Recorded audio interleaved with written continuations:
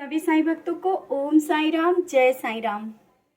आज हम सब बात करेंगे धूप बत्ती की धुएं के बारे में। धूप बत्ती के बारे में, जब हम धूप बत्ती जलाते हैं ना, तो धूप बत्ती का धुआं भी हमें बहुत सारे संकेत देता है।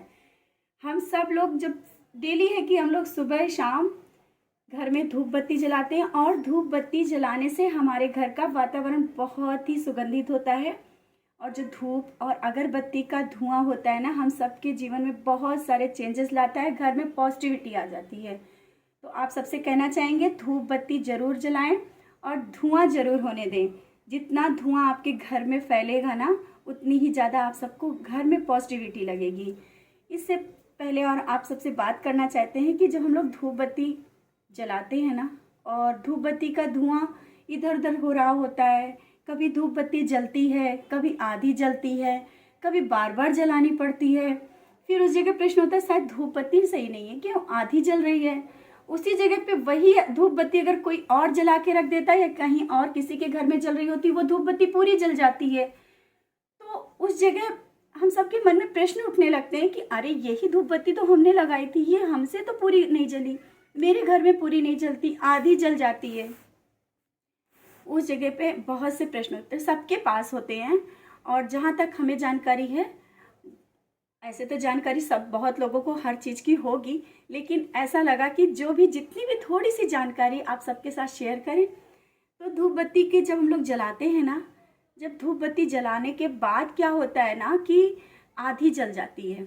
जला रहे हैं, आधी बार बार जल रही है, हमने जला के रखी, आधी जली और अपने आप बुझ जाती। जब तक हम लोग पूजा करते हैं, आँखें खोलते हैं, जब देखते हैं अरे आधी जल गई है, फिर उसको जलाते हैं, जला के रखते हैं। लेकिन हम लोग मन में सोचते हैं कि ऐसा क्यों होता है बार बार कि हम धूप बत्ती जला रहे हैं और आधी ही जल करके बुझ जा रही है। तो वहाँ पर भी हम सबको संकेत मिलता है। संकेत क्या मिलता है? हमारे घर में कुछ न कुछ परेशानियाँ आने वाली हैं, हमारे घर में बरकत नहीं है, जो कि हमें संभलना होगा। और बाबा हम सबको संभाल रहे होते हैं, लेकिन संकेतों के माध्यम से थोड़े थोड़े बताते रहते हैं कि ये परेशानी आने वाली है, संभल जाओ। तो हमें धूप बत्ती का ये संकेत हम सबको मालूम हो जाता है कि जब ऐसा कभी हो ना, तो घबराए नहीं, बाबा के चरणों में बस समर्पित हो जाए और धूप बत्ती डेली लगाते रहें। धीरे धीरे आपके घर में पॉजिटिविटी आएगी और पूरी धूप बत्ती जलने लगी। फिर इसके बाद जब होता है ना, धूप बत्ती जब हम लोग जलाते हैं तो पूरी जल जाती है। कभी कभी देखना कि पूरी धूप बत्ती जली हुई होती है, नीचे तक की जल जाती है। उस जगह समझना चाहिए आपके घर में बहुत पॉजिटिविटी है, पूरी धूप बत्ती आपकी जल चुकी है। आपके घर में बाबा बहुत खुश है। वैसे बाबा सबके घर में खुश होते हैं, लेकिन क्या होता है ना कि पॉजिटिविटी बहुत है, बहुत ही अच्छा आपके घर का माहौल है। फिर आता है, चलो धुएं की बात करते हैं।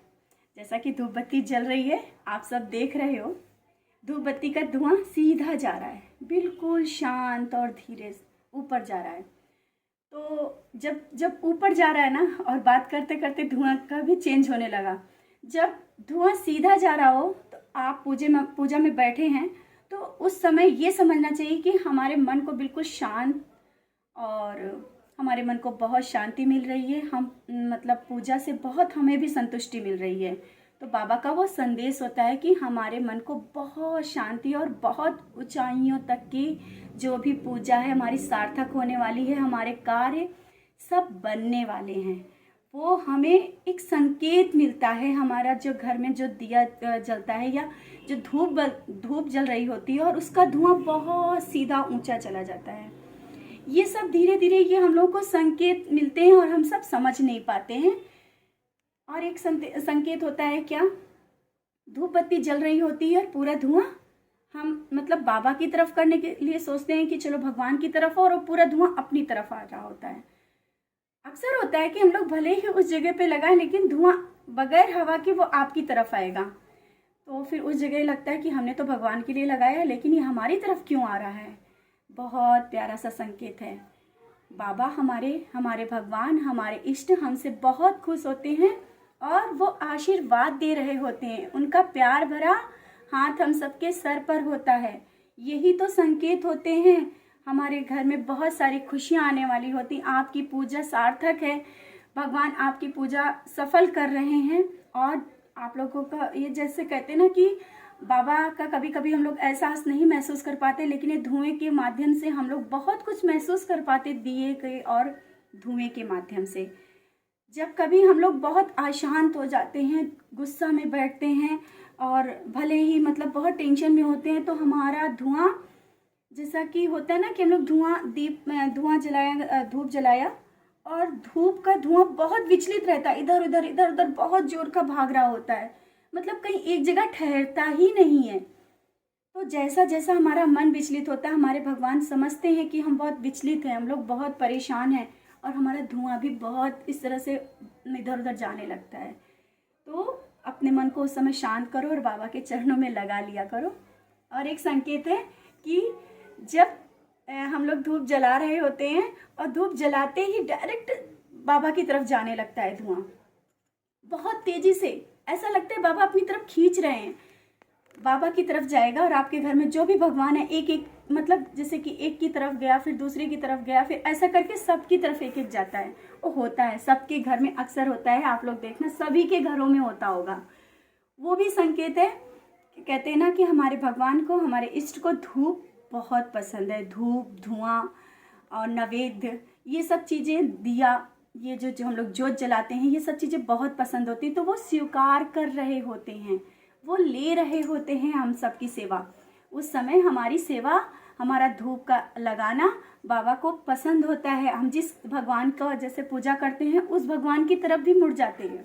ऐसा होता है अक्सर, एक एक करके मतलब वो धुआं जाने लगता है।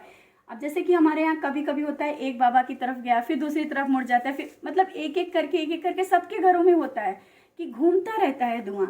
तो धुएं से भी बहुत से संकेत मिलते हैं, जैसा कि हमें अनुभव हुआ और थोड़ा सा जानकारी हुई, आप सबके साथ शेयर करने की कोशिश किया कि धूप बत्ती का धुआं भी हमारे जीवन में बहुत सारे संकेत देकर जाता है। आप सब कहते हो ना कि बाबा कुछ बोलते नहीं, बाबा कुछ संकेत नहीं देते, तो यही छोटे छोटे अनुभव और संकेत हम सबको जीवन में बहुत बदलाव भी लाते हैं और खुशियाँ भी दे जाते हैं और एक नया रास्ता भी दिखाते हैं कि हमारे बाबा हमारी पूजा स्वीकार कर रहे हैं, हमारे इष्ट, हमारे देवता हमारे साथ हैं।